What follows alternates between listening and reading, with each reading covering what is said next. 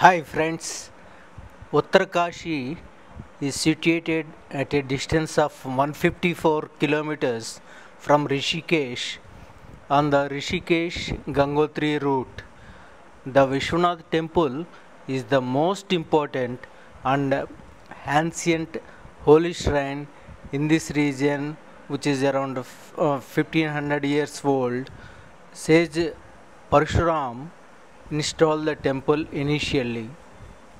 The belief here is that sage Rishi Markandeya had so much love and devotion to Lord Shiva that the Lord himself protected the sage from the Yama, the god of death, who came to take the sage's life at this very place where this temple situated.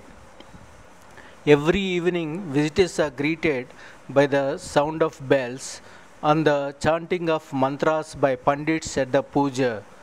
Within the courtyard of the Vishwanath Temple and to the front of it is the Shakti Temple dedicated to the goddess of strength.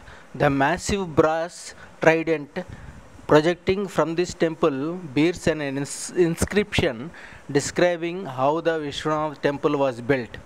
According to it, the temple was built by King Ganeshwar, whose son Guh, a great warrior, built the trident, which is 26 feet height.